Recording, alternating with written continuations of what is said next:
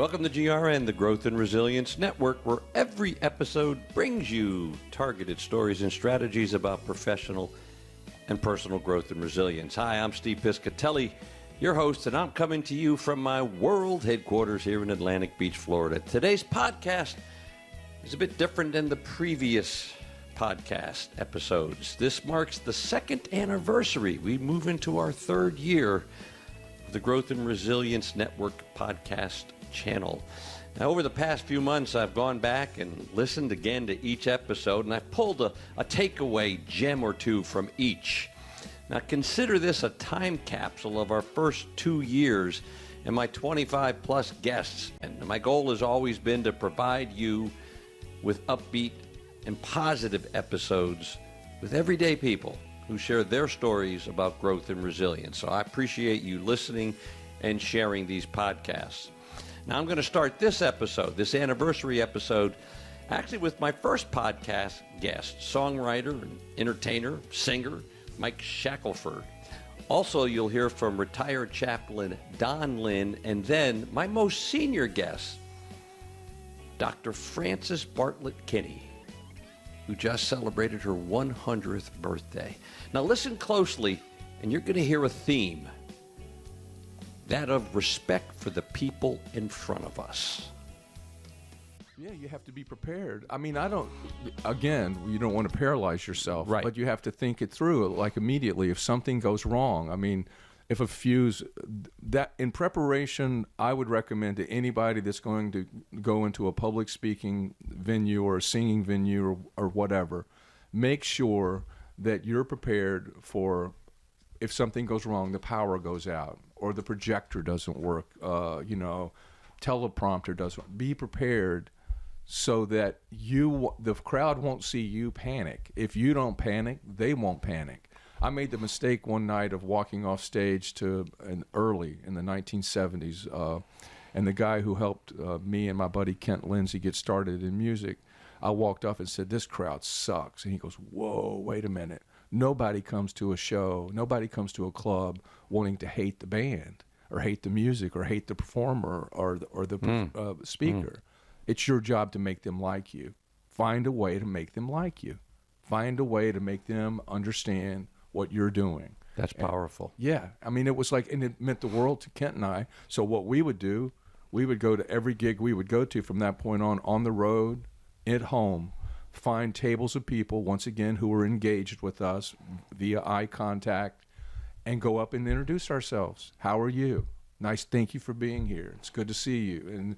And then lifelong friends. Look at you and I sitting across the microphone from each other, right, 40-some years later, because we did that. Right, exactly. That's how you build your gig.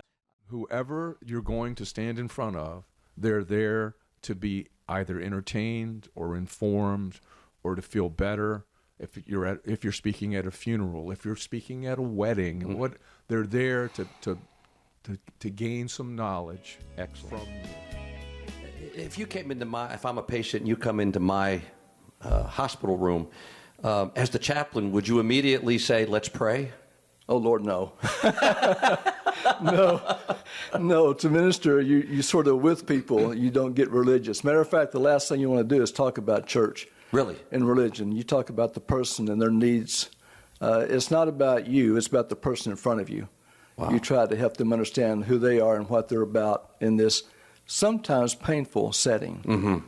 Once you get the dogma out of the way and you start focusing on relationships, whether the relationship is with your God or with your spouse, then you can start dealing with the issue of hope and purposefulness, which is, to me, the essence of resilience. Wow. I have a reason to bounce back if I have a sense of hopefulness about my future. Mm-hmm. And if I don't, then what's the point? Yeah, it's really interesting you mentioned it. You aren't thinking about you. You're thinking about others. And that's even with what you're doing now, even what you're planning to do, is you're not thinking about yourself. I do think that for all of us, and obviously we have to be concerned about ourselves. I have a little tendency leaning away from that. And it comes back to that quote that you had said toward the beginning of this particular podcast, which was, "Life isn't about me, it's about others." Correct. And you keep on coming back. I mean, you do. You live that. But so do you. Yeah, well, But so I do hope you. so. That's pretty powerful. Life's not about me, it's about others. And another one of my early guests, college administrator Dr. John Wall, shared powerful insights about leadership and about the importance of focusing on others, about the importance of transformational leadership. Let's listen in. To a leadership role, as though you're going on stage and you need to project the notion of a leadership, but you show up as who you are. It's that idea of authenticity, and that may include making some mistakes. It may include things that are just, unique to you, and letting people see that and work with you in that sort of sense. That's something that everybody has. We all show up with a point of view, with a perspective, with habits. It's just the willingness to bring that to your leadership position. People are at different levels along the spectrum in terms of their willingness to do that. I do think that's something that they can learn, though. When you're an organizational leader, you have to be careful that you don't walk around always telling people you have the keys to the kingdom. He said, and you don't got to take the keys to the kingdom out and jingle them in front of people. That's it. Whether you call it work-life balance or work-life integration, it's an important concept in our busy lives. And I turned to two very busy people, in fact, two working parents, so that they could share their experiences and strategies about integrating hectic work schedules in a meaningful, worthwhile, loving family life. So sit back, listen to the insights of Miss Katie Mahan and Mr. Brian Crawford as they highlight this section of our anniversary episode. What have you done to create a distraction-free, work-free zone? Because, I got this image where, and I hear, and I know folks to do this, they're at home, but the tablet's not far away. The phone is tethered to them. They're checking the company email. Are you able to have that distraction-free zone? And if so, how have you done that? Yes. Yes, definitely. And I think it is extremely important to have a dedicated workspace, even if you don't have an office space, a workspace that is dedicated just for your work. I have a personal rule for myself where my work phone and my computer, my laptop, live in my office. I do have a home office here. And they live there from 5:30 when I, pick the kids up until 9:30 at night, and they don't come out and I don't go in.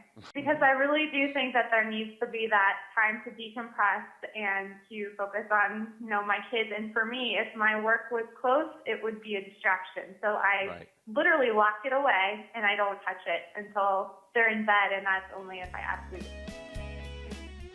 You balance that, and you still balance. I mean, you're still traveling, but the kids aren't in the house. How did you balance that? So, you talk about work-life balance, and it's really amazing because it can be very complicated, scheduling and all that stuff, and the logistical aspects of it. But it comes down to priorities, and this is where I go back to my dad. I mean, he made it a priority. Whatever he did to get to that game, he made it. So what I took from that, and as Eileen and I started raising kids, is that family is always first in our household, and whatever I could do to make a play or a soccer game or basketball, and I coached, you just have to make it a priority. And as far as balancing, it's called the affective person, AFFECT. What you have on other people. So if you're going off balance, not only do you have an effect on your own being, but you can tell the effect on the kids, on your spouse, whether that balance is going a little awry. And so I think if you're cognizant of that, you'll be able to work things out. Now, it's not always easy. You do miss some things. But if you have first and foremost in your mind the priority of your kids and your wife or your spouse, it seems to work out. A few of our episode guests delved into the topic of disabilities, and they gave us some insights and strategies from personal experience. And this segment, we'll listen to a clip from my conversation with licensed mental health counselor Eileen Crawford as she shares that when we face challenges and reach out to those around us, resilience grows. And Krista Waters, with a dual sensory impairment, simply reminds us, give all people a chance. Let's listen in. Why reach out? Why not just tough it up and just go? Right. Well, and this partly is actually when I got to grad school, I was very interested in that. I had known some families that had faced some similar life circumstances, and one family, everybody pulled together. It brought the family closer. They grew through that challenge. Another family, it tore them apart, and everybody went their separate ways. It was very sad, and I was so intrigued. It was like, what's the difference? And that's what you're talking about. Mm-hmm. And I think it really boils down to when a person can get to a place where they see that, yes, this is a challenge in my life, but if I have to get through it because this is the only life I got. I've got to get through it, right? No one else is going to fix it for me. But I have the opportunity to grow from this. I can learn something. I will be different as a result of this. I have clients all the time who go through horrible things and they're changed by those experiences, but that can be very, very positive. Mm-hmm. And so people who are open to growth and change, even from a bad experience, are the people who are most resilient. And why? We're social beings. We are not meant to be isolated. Think about babies in orphanages who are never held, never nurtured. Those are the babies that develop an inability to attach to other human beings. We as human beings are social beings. So when we are kind of in the trenches, it does help us to reach out and let other people help us. What's one specific thing we can do, it's really all of us, to know our fellow human just a little better than we did when we first met him or her? Give them a chance. Go talk to that person that may be the odd one out, that may be the quiet person sitting by themselves, because just because they are visually impaired, just because they have an intellectual impairment, whatever it may be, they still have something to contribute to this world and our society. Wow. And deserve our respect as much as anything. It's not only adults who tackle the topic of well-being and resilience. We have our children to consider as well. And who are their leaders? How are they building resilience? Who's modeling this for them? And so in this segment, we listen to Kirk Farber, the leader of Face for Kids, and veteran middle school teacher John Lewis Meeks Jr., as they provide a few strategies and tips for empowering our children. What's been your biggest surprise, positive or negative, or both, if you want to? Well, let me give you a combination of the yin and the yang. In terms of the positive, it's probably seeing how much they improve through a mentorship, that the kids just soak up the energy. When you give them information about self-respect, being a leader, getting an education, and they're learning all of these abilities of jumping rope and juggling and coordination and agility, it's a wonderful thing to see them improve. On the flip side of the coin, after being in over 40 schools, I'm amazed, yet understand how much the school counselors have to do in terms of the students, whether it be anger, medication, family issues. So many different things are going on within the school. So the school counselors, I know, are overwhelmed, and I try to come in and make a difference for the students who are hand-selected by the school. So I'm receiving participants who may have anger issues, obesity issues, self-esteem issues, a death in the family, on and on and on. But to me, what's more important is the character education. Mm-hmm. If we really want to make a difference for the youth, we have to get them to see the glass half full, not half empty. We have to get them to respect not only others, but more important is respect themselves when it comes to bullying, verbal bullying, online bullying, and things like that. We have to get them to feel confident in themselves. To help young people grow their resilience, I think back to when I was doing the research on the American Psychological Association saying that resilience is the process of adapting well in the face of adversity, trial, and even tragedy. The three for the call to action, the first step is to connect. It could be a family member, it could be a trusted teacher, it could be a friend to buddy with and share and let your feelings out and take time to reflect, good and bad. Vent, find someone you can trust to help you go through those experiences, to help you make it through the day instead of bottling things up. I think the second thing is, besides connecting with people, is to connect with yourself, to check in with yourself from time to time and understand that these challenges that you're facing are not insurmountable. There's always the next day. There's a sense of urgency in middle school that, oh no, the world has come to an end today if it doesn't happen, and anxiety runs very high. Yes, and don't forget to take care of yourself also. Burnout can happen in any age. And while we want our kids to make 4.0 grade point averages, self-care matters. We have to model that for our kids. It develops a life habit to where later on in life they don't feel like they're having to wait for a health crisis to take good care of themselves. Have you ever thought about what will get you from here to there? That is, from where you are right now to your dreams, to your goals. Well, it's your body, as simple as that sounds. So why would you not take care of it emotionally, physically, intellectually, and spiritually? Personal trainer Charles Bailey shares his thoughts about empowering yourself through physical fitness and discipline.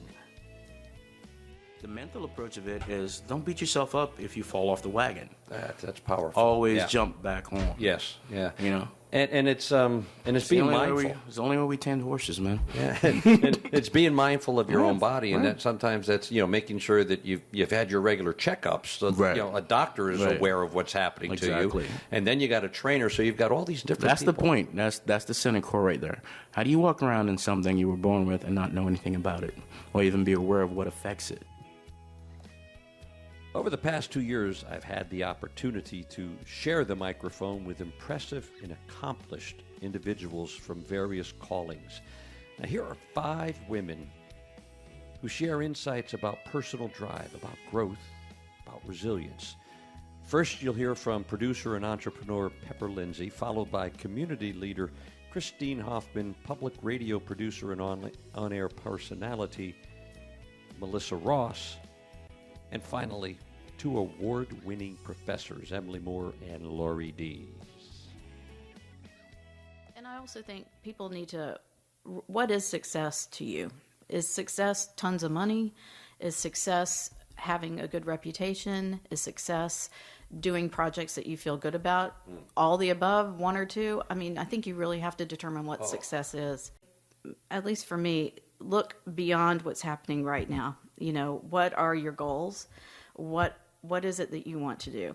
And so if you're sitting around and you're trying to build a business that's not really happening, if you can take yourself out of that circumstance, right, and look ahead and see what the future is for you, you build it.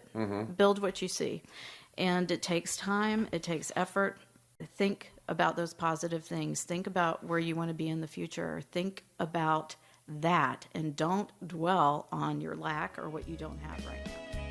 Women up in the political system here at the beach, because we have, I did the count, I think it's 17 city council members and mayors among the 3 beaches, and right now only 4 are women. So, it's not just about having women win office for the sake of women, but also to bring that diversity of voices, because right now our city councils are not reflecting our communities in terms of gender, race, age, none of those things. So that's an important, I think, first step in a lot of steps that need to happen to make our city councils more reflective of our community. Why do you think that is? Why do you think there were only, I think you said 2 women or 3 women running, 20% of the candidates were women? Why do you think that is? What's your hypothesis? I think it's a lot of reasons, and I've heard a lot of reasons, such as women wait to be asked. And I think that's definitely true. It's not true of me. I literally just, one day decided, okay, I'm going to run for office But I think women want to do a lot more planning. They want to have a lot more kind of tight, buttoned up before they launch into something like that. And unfortunately, running a political campaign, you don't have that much opportunity to there's a lot of unknowns that will come up. Yeah, and you read a lot about that. Like, as I was saying, you're always studying and reading. I've read a lot about the power of a weak tie. The power of a connection that's not in your inner circle. Mm-hmm. Those are where the best opportunities come from. People that are a weak social tie, they're in some other social circle that's barely overlaps with yours. Time and again, the data shows that's where you get the key connection or the key piece of information, because it comes from another hub of people. Wow, that's interesting. And so you asked me earlier, like, why did you even agree to come here today? That's right. Because I've learned the power of a weak tie. Like, if you say yes to a meeting with a new person who you don't know anything about, but it seems like it might be a cool thing to do, sometimes it leads to something incredible. Not always. Right, but sometimes. But yeah, I mean, you just never know. And you're open to, and there's that curiosity again. Do you have a sense of, for the folks that are involved in it, have they shared with you, or do you gather the information? Are they feeling like they're getting a return on what they're investing in this? And the investment, obviously, is time. Yes, absolutely. And you're right. I think that's a great question because, of course, there are the studies out there that show that employees who are self-aware are more productive in companies. And there are studies that show that teachers who are reflective are better instructors. But as far as our personal experience is concerned, we do a survey. We did a survey at the end of last year, and then we did a survey at the end of this year of our group, our contingent of reflective practitioners. And the vast majority of them, I think it's 90-something percent, did say that they experienced some positive results from the reflective process. And I think one of the things that we found from our study of our own folks is that one of the biggest benefits was a reduction in feelings of isolation. That was, I think, everybody. Yeah, reduction of isolation. It not only gives them clarity for what they're doing, but they feel like I'm not in this alone. Earlier, we heard from past conversation guests about the importance of paying attention and respecting the audience, even if it's just one person in front of you. Well, in this segment, we look back at the conversations I had with two singer-songwriters. First, you hear from Sean Eager and then Neil Dixon, and both talk about listening to your internal dialogue and to your heart. If it happens tonight, feel free to stop and write. Okay, that's okay.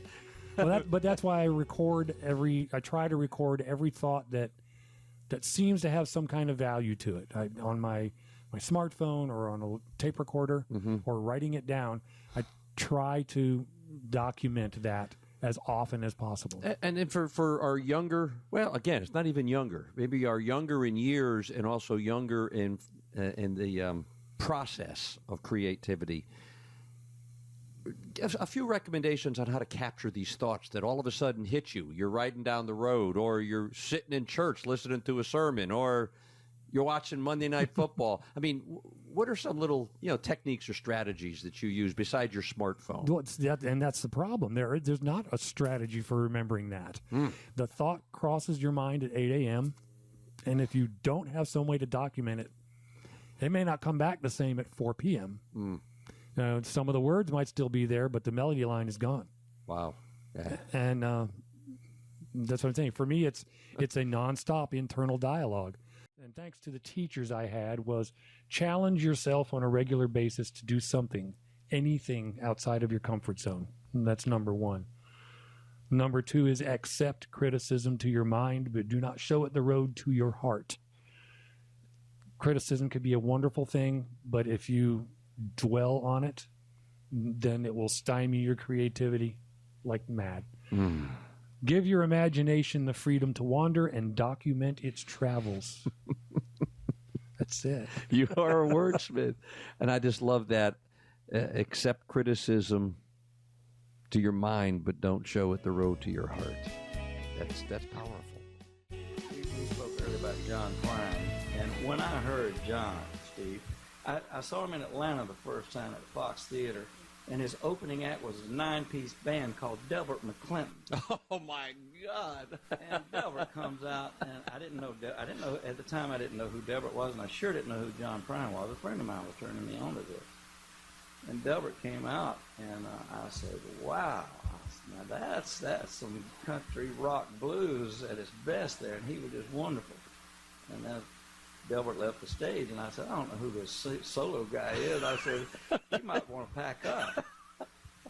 He came out, and John Prine, and I tell you, no lie, in 30 seconds, you could have heard a pin drop, and he had you. And that changed me right there. That changed me right there. What was it? Do you remember? Was there an it to that 30 seconds? Was it that first line? Simplicity, Steve, the simplicity, the honest, and the cleverness of his lyrics is genius to me. Lines like, my head shouted down to my heart, you better look out below.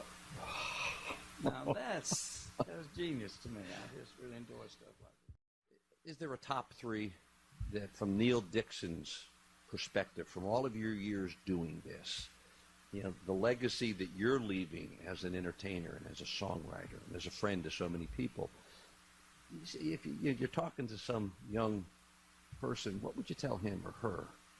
Keep these three things in mind, or two, or one. Is there anything that comes to mind? Yes, because sometimes I sit down and I know everyone's experiences mean a lot to them and what they know about them. So sometimes I try to think about, write what you know about. Yeah. What you know a little something about. I worked for years on the railroad. I need to write more railroad songs because I know a little bit about that. And write what you know about, what you care about, and what makes you feel you're leaving a good message or sending inspiration. How can you make someone else feel good and make yourself feel good at the same time? Like you said, that woman who stood out without standing out. How can you say something very, very nice and blunt without beating you over the head with it and awaken the way you feel about it? Yeah, and it is so much about the other person. It's giving. Because I've always enjoyed it. You can stand up there and dazzle somebody with guitar playing, or you can hit all the high notes and all that stuff. But if your lyrics are saying something that somebody says, man, you're playing my song. So from arts and entertainment, we're now going to turn to science. Is there a rational voice in the room when it comes to climate change and the resilience of planet Earth? Well, I think I was fortunate to be able to get a few minutes with a scientist, environmental consultant, and somebody who knows a bit about resilience of planet Earth. Give a listen to environmental scientist Adam Hoyles. Average high tide increase is what's killing his trees, and this is part of a conversation we had before. Yeah. He's like, well, what do I do? I said, there's really nothing you can do as an individual homeowner. So he can't mitigate this. No, he can't put up a bulkhead. Well, he could, but I mean, it's just going to buy him some time. But eventually that's going to overtake him. And as I explained to him and to the city of Neptune Beach, your house is probably fine based on the elevation of where it is, but you're going to lose your trees, and that is not the fault of the city. The city has not caused this or anything. This is a natural event that you are witnessing, and you've been here long enough to notice that difference.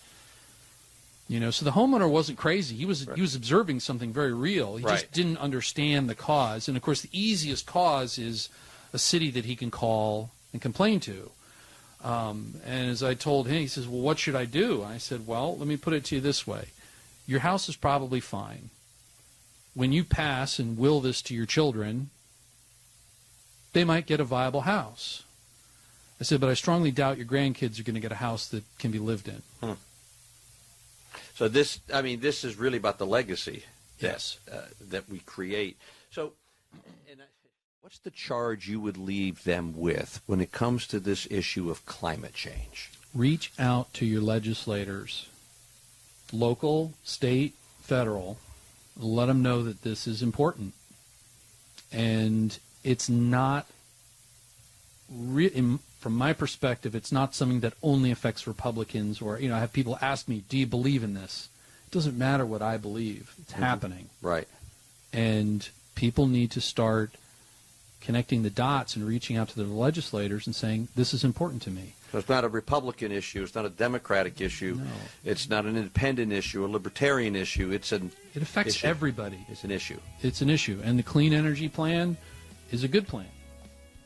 And the guest in this next segment helped us to see how it takes a whole community to integrate and at times reintegrate citizens into our neighborhoods. Listen now to the insights of Steve Drago, who spoke about the Arc of Alachua County in Florida. Kevin Gay, CEO of Operation New Hope.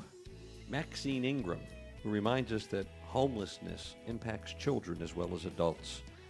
And occupational therapist and program manager Alice Krause, who reminds us that starting a program is wonderful, but there's also something called sustainability of that program. Let's listen in. When I looked at your annual report, I read these words: celebrating ability, creating opportunity. So, Steve, we'll start with you. Tell us how the ARC does that. In short, what's your story? I think the first thing that we do extremely well is we listen. So we ask questions and we listen. And so you have to really know what somebody wants out of life before you can work towards getting it for them. So once you've determined and listened, then you got to be creative and find some ways to provide them with the structure and supports to achieve the things they want to achieve. Mm-hmm. Yeah, and that is so critical. So many people want to tell us before we Very get, true. Yeah. So it's the questioning is so important. It is, and it's the basic philosophy is just to listen, to question, and then to go from there. And sometimes that takes creativity. Yeah, it does. You have to compete for resources, and one of those resources obviously is dollars. How do you remain relevant in that kind of a market where you have to constantly compete, whether it's with the state legislature, whether it's with somebody in line at the grocery store? How do you do that? I mean, and that's the real battle, I mean, that's exactly where the challenge comes, because you don't ever want to go out there and say, hey, my mission's more important than yours. It's more important to have people with intellectual disabilities cared for than it is to educate children. Mm-hmm. You can't argue and try to really compete on that level. You just have to get your message out there. You have to make it personal, and you have to show folks, what it really means to have an intellectual and developmental disability. Is it if I could get people to see what I have seen, and that's hard, you know, but what I have seen, and I said this at a summit that I had in November where I brought people from around the country in. I thought I would make it easier for people if I raised my hand and said, I was one of them, 30, 25 years ago. Even though I've always had a good heart, I've always wanted to help people. By omission and by not doing something, I had become a part of the problem. And that's what I said to the group. I said, I realized that by me just dismissing or buying into a myth that has been perpetrated in America, I was a part of the problem. Yeah. And when I got this proximity shift, this I think is really probably the key for any of us. When we've faced issues, when we get closer to the issues, this is where racism and all these issues will be addressed. When we get closer and closer and closer, we find out how much more we have in common. Yeah. And that's what happened to me. And I hope that happens to more and more people in our country. And it sounds like there's so many ways we can go with this. And this sounds that you're not only working with the children, but you're also you're working with the parents. Yes, most definitely. Yeah. Because they will not be here forever. So the goal is to empower the parents to step up and be there for their children. I think that the parents realize that they are the parent, but they come with so much lacking hope and not knowing how to navigate the system of the educational field. Want their children to succeed, but not knowing how to make that happen. Right. So my goal is I do a parenting class, and the whole class is centered around teaching them to have the right attitude about education, teaching them how to have a home environment that should at least look like they're giving a child space to learn. And then in addition to that, I do some other things like... It doesn't surprise me. I do other things like have different programs where the parents can come over and see their children perform. We've had a child who was in our Boy Scout group here, and he received badges for cyber.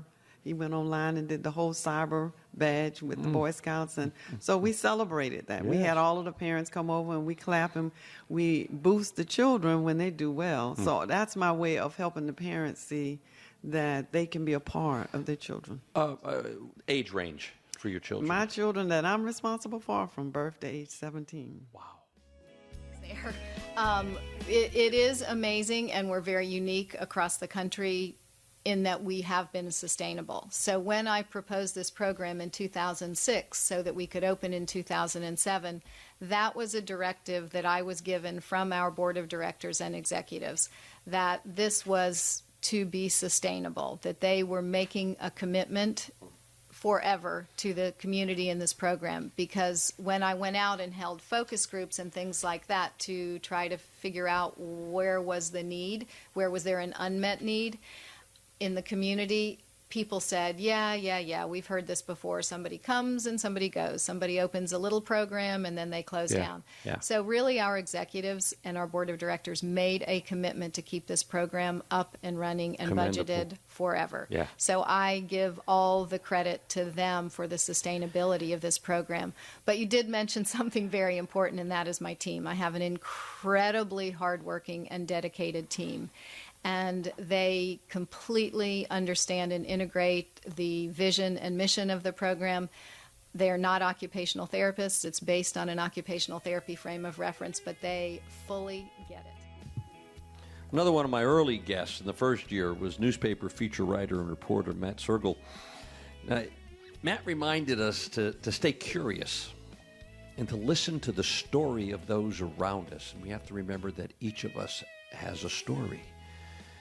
It sounds like respect to me, which goes back to that first segment of this anniversary podcast and brings us full circle. I'm going to come back to our elder stateswoman, Dr. Frances Bartlett Kenny, who leaves us with a very simple lesson. Life is not about me, it's about others. It's where that curiosity takes you. I think if you're curious, that can liven up your job. If you're curious about what makes these things tick. It could apply to, I think, almost any job. Yeah. If you're interested and curious about it still. And that doesn't happen all the time. Some stories are boring. Some days are boring. Sure, some days, people listening to this they're bored. And some days at my work, I'm bored. But it's mostly on me. Because when I'm bored, it's mostly on me because I'm not always on fire. Right. Some days you're just kind of down, and there's nothing striking you in the head and saying this is a good story. And it's interesting. You go in; it's almost like you've suspended judgment going in, and it's okay. I might go down this road, but if another one comes up that seems to be more interesting, I'll take that one. Am I on the right track with that? Yeah, very much. I don't really go in with an agenda.